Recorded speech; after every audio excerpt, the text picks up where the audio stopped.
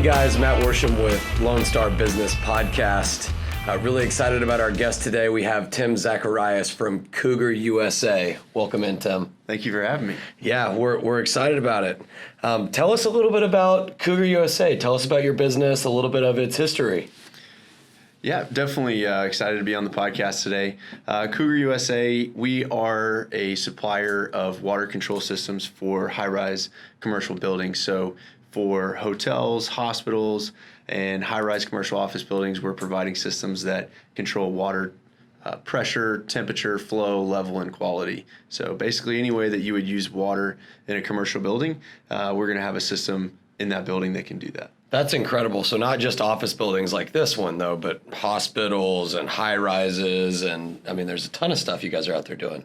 Yeah, we even get to play in some of the fun buildings, like some of the stadiums and convention centers, things like that. So we always something interesting for us. That's really cool. And so the bigger the building gets, what exactly are you doing? I'm guessing the smaller the building, smaller the pump, and then the bigger one you're doing all the facilities, or how does that work? Definitely. So it really depends on the type of facility, not necessarily the size. So if we're in a commercial office building, the scope of work is very similar, even if it's a 6-story building versus a 50-story building. The equipment gets a little bit bigger, but overall the scope is pretty similar. But once you get into hospitals and research facilities, things like that, you start to see some very specialty equipment. For an office building, we might do a pressure boosting system to get water up into the building so that you can wash your hands, use it in the kitchen, things like that.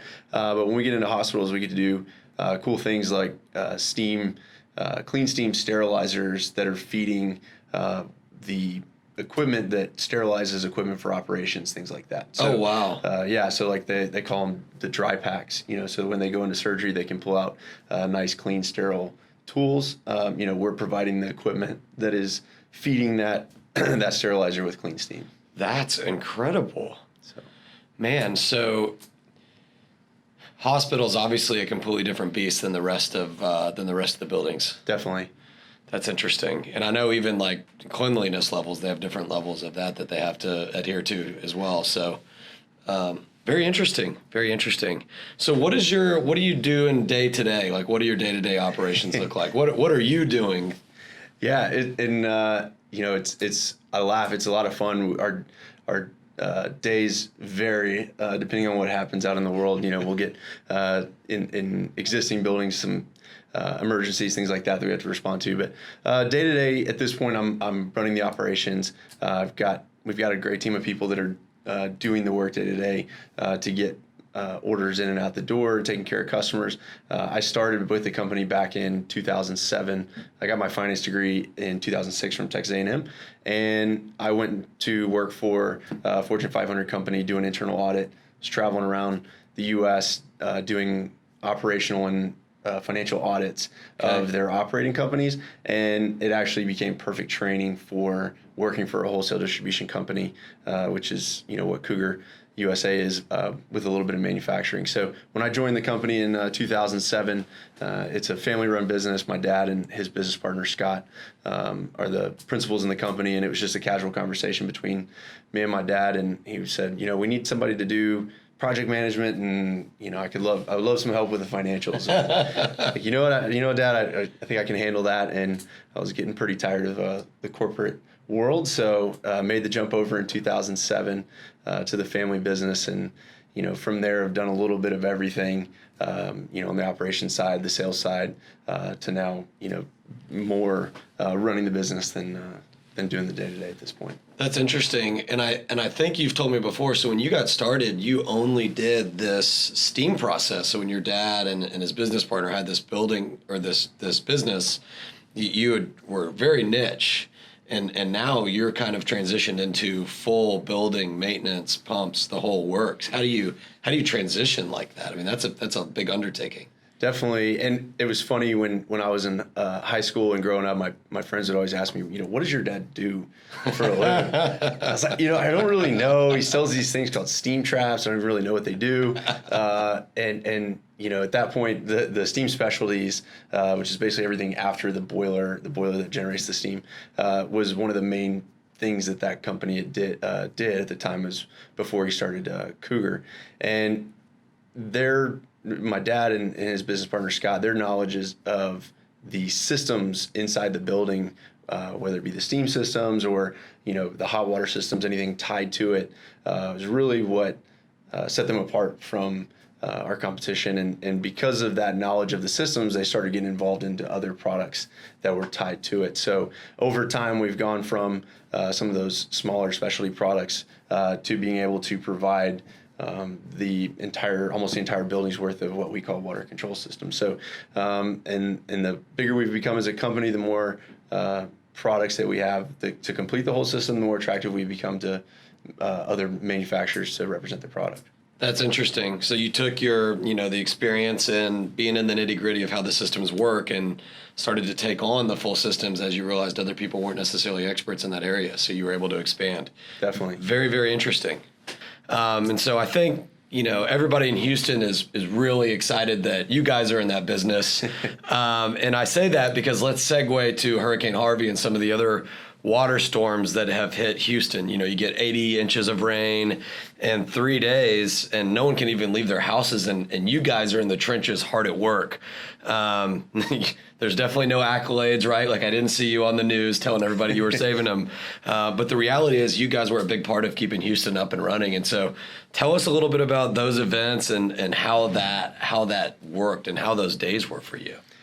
Definitely every August and September start having kind of flashbacks and nightmares of that storm. And even this year, we had a little scare with Tropical Storm Imelda. So really to tell you the full story about how we responded to Hurricane Harvey, we have to go back to 2001 with Tropical Storm Allison. Yeah. And that was one of the first, major flood events that has happened while when we've been in a position to respond. And so my dad and Scott were very involved in that one. When Tropical Storm Allison hit, it was very devastating to the Texas Medical Center and like the University of Houston and Rice University.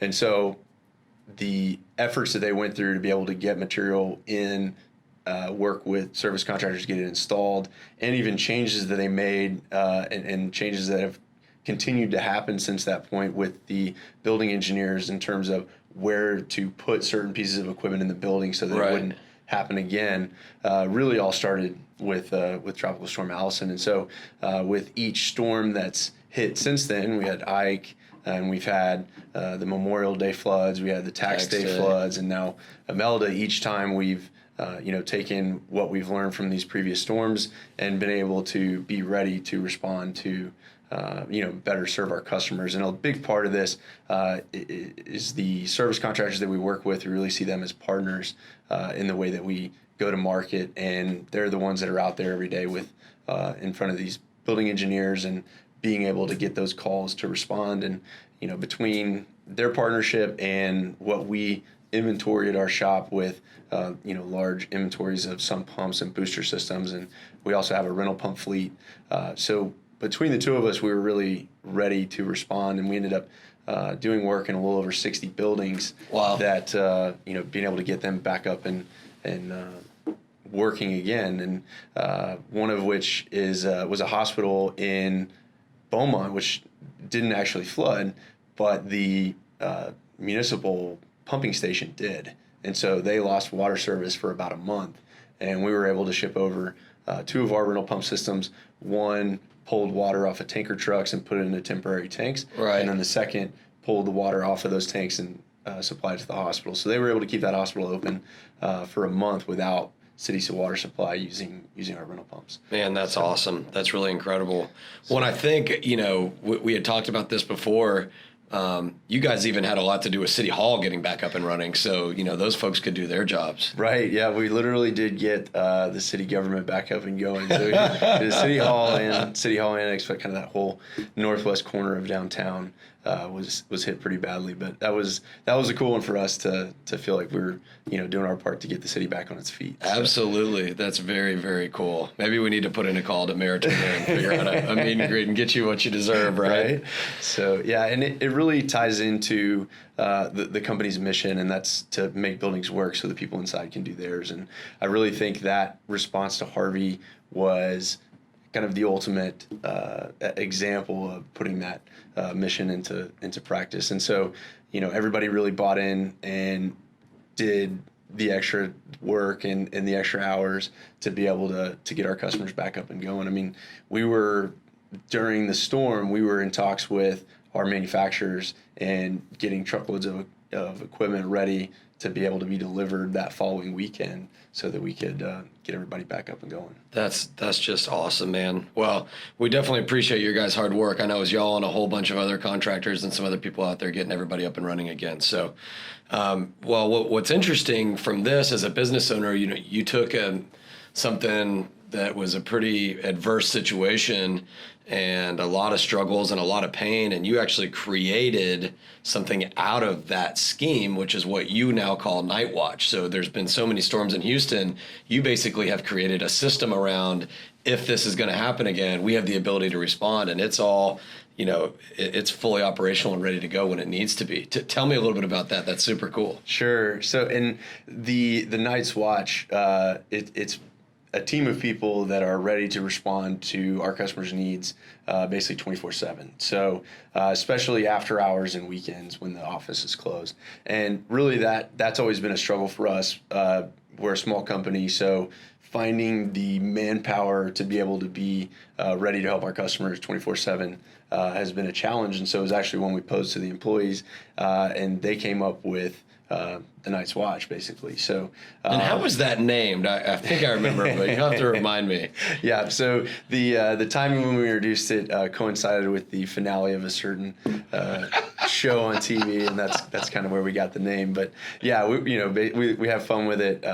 We feel like we're the watchers on the wall, the shield that guards the realms of men, so to speak. But and we even have some swag that goes along with it. So if our customers come in on nights and weekends and they get material from us, or we go help them with a job over a weekend, we'll take them a shirt so they can. That's awesome. So they can join the Night's Watch and guard the realm from unknown water issues. Well, I think taking a challenge like the flooding we saw in Harvey or Imelda and creating something from a business standpoint that you can just furthermore help your customers, super smart on your part, right, to be able to have the wherewithal to be able to take it to the next level. So kudos to you. Oh, thank you. Very good idea. I appreciate that. And I can't take total credit. Like I said, we put it up to the employees and they came back with an awesome idea. So, well, and that's culture, right? Like you cannot operate that way with unique ideas and branding and stuff. You've got to have the buy-in of the employees, and you've gotten that. And so it's very incredible.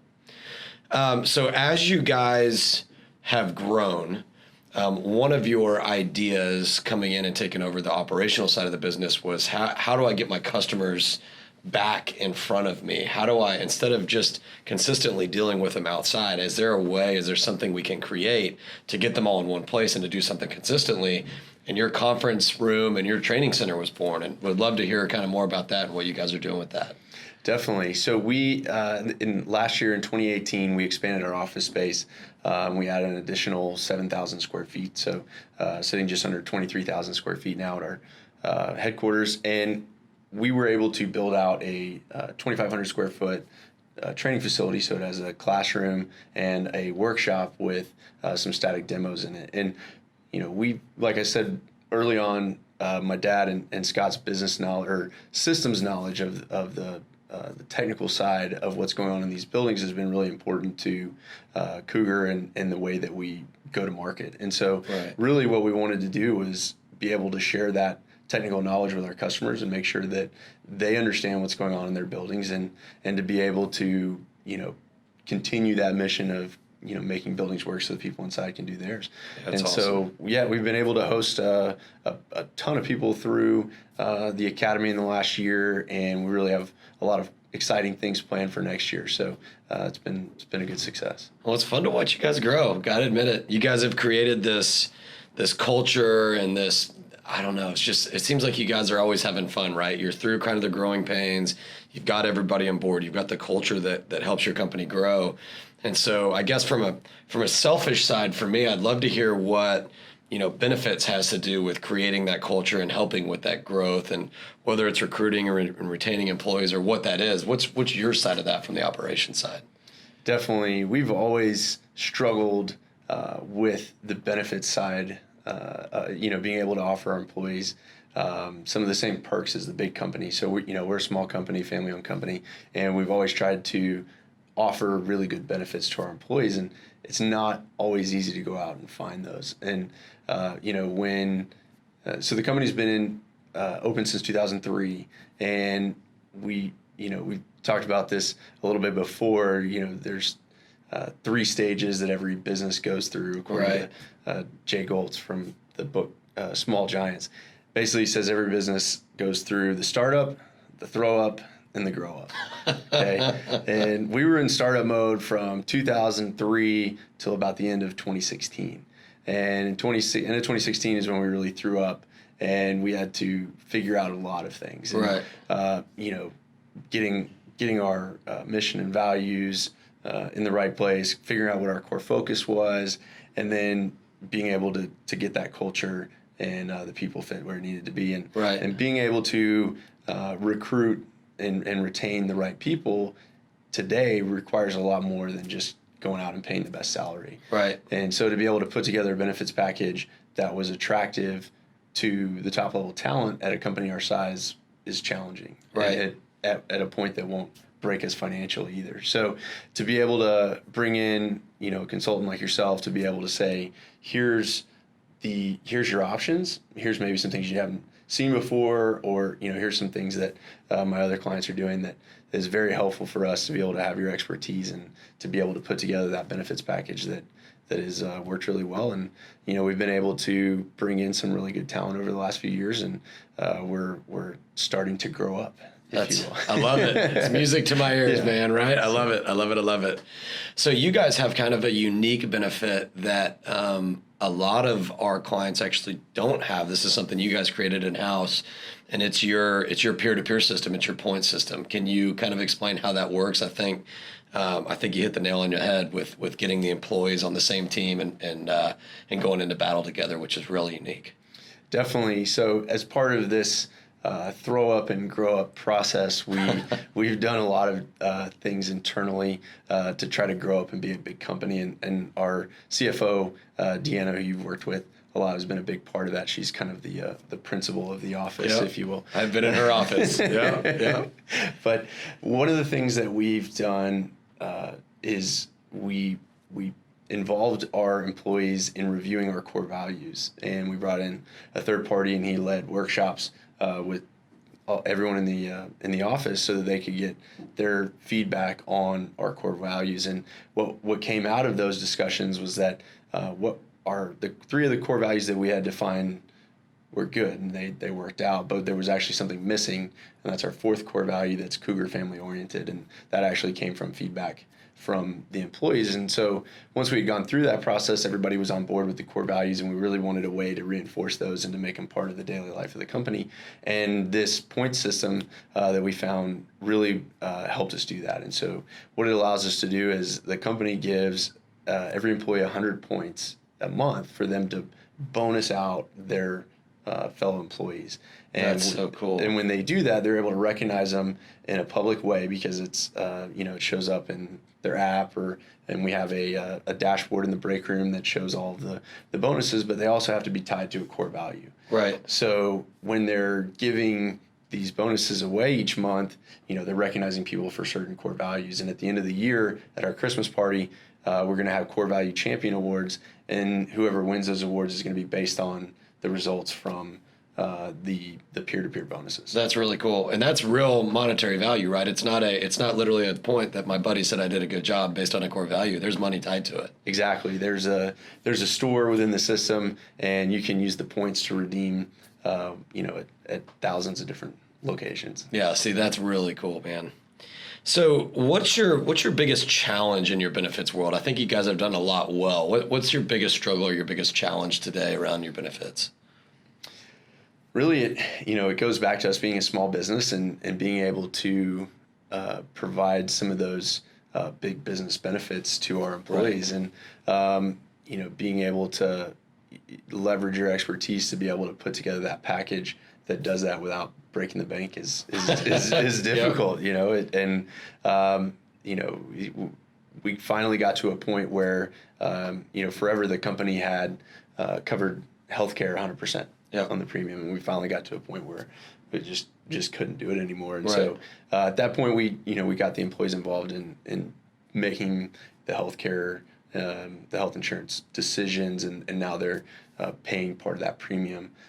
So really, it's making sure that we're putting together benefits that the employees want and will use at a price that is affordable to everyone. Makes sense. And it's good to get the employees buy-in, right? It's good to have them paying for a piece. And, I've used this analogy a million times, but, a lot of times you're giving them a $500 TV and they don't even know how to turn it on, right? Or they don't even know how to go to the doctor, how to fill a prescription. And so, with a little bit of buy-in, now all of a sudden they're putting their money where their mouth is, and they want to figure out how to use it, and they want to listen, they want to learn. And so I think that was smart how you guys changed that. What's your favorite benefit that you're offering the employees today? I would say the most popular one is the teledoc. Nice. Nice. I don't think anybody wants to go and sit in a waiting room when you have the flu or anything else. And so to be able to lay on the couch and, call in the doc and get some care that way has been very well received. Yeah, that's awesome. Yeah, I don't like sitting in the waiting room with all the other sick people either. And exactly. I feel like when your kids as well, we both have small kids, and being able to, basically FaceTime a doctor before sending your kid to school, making sure it's okay, without having to actually go around the corner to the family practitioner and wait till 8, it just makes it a little bit easier. So very cool. Has anybody used our Gold's Claim Card or our Advocacy Center yet? Have you guys had any experience with that? Yeah, I've actually personally used it. Oh, you have? Nice. Yeah, Nice. I had some questions on whether or not things were going to be covered, and was able to get an answer really quickly. I tried to do it on my own and got lost in a sea of numeric phone menus, and so I gave up, called y'all, and got it taken care of. Good. Well, I'm glad you had a good experience there. Glad we were able to help. Definitely. What's your best piece of advice as you have gone through the throw up and now you're to the grown up stage for any of the other, businesses out there, entrepreneurs creating their own businesses? What would be your biggest piece of advice for those folks out there that are listening, that are just really looking for that one takeaway? Yeah, that's a great question. I think the biggest thing for me is that, you don't know what you don't know. Right. And that when you get to a certain point, a lot of these businesses are in the startup phase, especially when you look at my dad and Scott as the founders. They were so in tune with, that next deal and making sure that the business was going to survive, that we kind of lost sight of the bigger picture, and we didn't realize that we had gotten into some situations. So being able to have some outside help, that can ask you questions that maybe you don't know the answer to, maybe make you think about things a little bit differently, has been one of the biggest things that's helped us be able to make it through that throw up stage. So, when you get to a point where you don't know what you're doing, or you don't know the answer to some questions, that, bringing in outside consultants to fill those gaps is one of the best things that we've done. Well, there you go. You have it, guys. straight from the horse's mouth. The answer is ask for help when you know you need it. Don't be afraid to ask for help. I'd like to do something fun to kind of close out the day. We have started something that I took from David Faraday's show. He interviews a lot of famous athletes, golfers, whatever it may be, and he does a rapid fire of just some funny questions to keep him on his toes. So. I've got my list of rapid fire questions here that you can't see. So okay. Here we go. All right, your favorite donut? It's got to be a glazed donut from Shipley's. Oh, the warm ones. Oh, yeah. Of course. Ford or Chevy? Chevy. Chevy. Driving Chevy? Yeah. All right. Got on my second Chevy. There you go. Good for you. Apple or Samsung? Apple all the way. Apple. Stupid question. Okay. I know you don't do fantasy football, but I know you do fantasy soccer. So what's your fantasy soccer team name? Family appropriate. Yeah, very, very original name here, Cougar FC. Okay. Cougar named after the business. Club. There you go. Yeah. Your go-to order at your favorite restaurant? I'm a pretty simple guy in terms of food, so for me it's always going to be a steak and baked potato. All right, that's the deal. How do you have your steak cooked?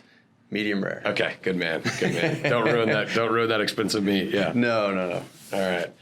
Well, thanks so much for coming on the show. Really enjoyed you sharing your thoughts, some of your experiences, even left you guys with some takeaways, I think, remembering to ask for help and understanding the phases of your business. And he was even, kind enough to throw benefits out there and tell you a little bit about how that's helped him recruit and retain. So really appreciate you coming on the show. Had a blast talking, and thanks. We'll have to do it again soon. Definitely. Thank you for having me on. You got it. Absolutely.